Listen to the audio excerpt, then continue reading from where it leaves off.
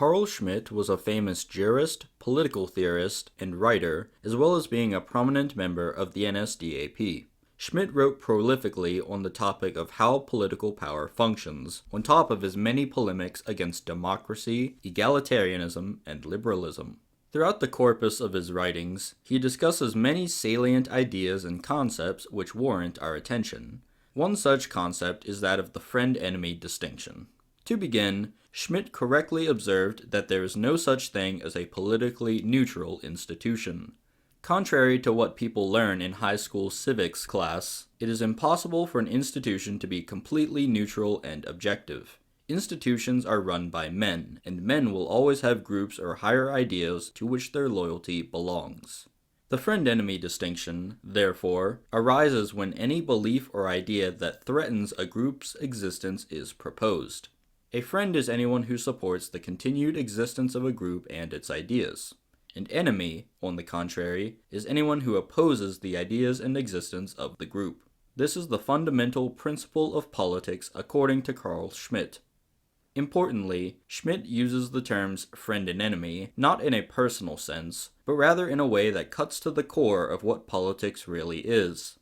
A Schmittian friend is not someone who you hang out with on the weekends. It is someone aligned with your beliefs who values the continued existence of the same groups and ideas that you do. Likewise, when Schmitt uses the term enemy, he does not refer to an individual that someone personally dislikes, or what the Romans called inimicus. Rather, he refers to someone who is opposed to your political, cultural, and ethnic identity, what the Romans termed hostis in the Latin language.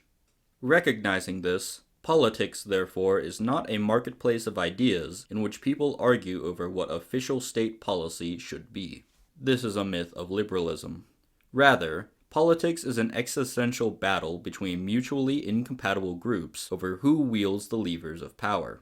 Victory means that not only do your ideas become the policy of the state, but also that the identity of the groups to which you belong is protected.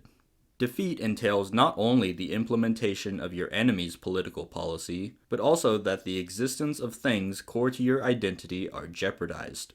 This is the reality of politics according to Schmitt. It is war by another name.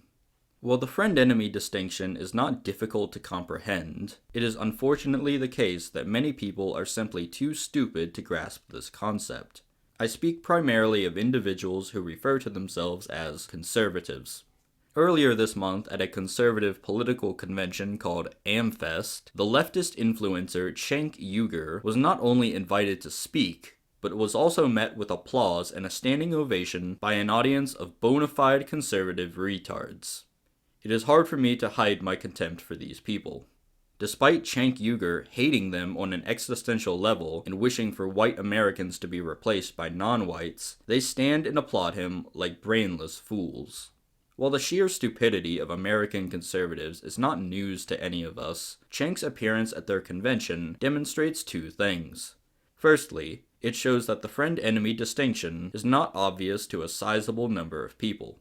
Secondly, it shows that a lack of understanding regarding the friend-enemy distinction results in people cheering on the destruction of their own identities and the values that they hold dear.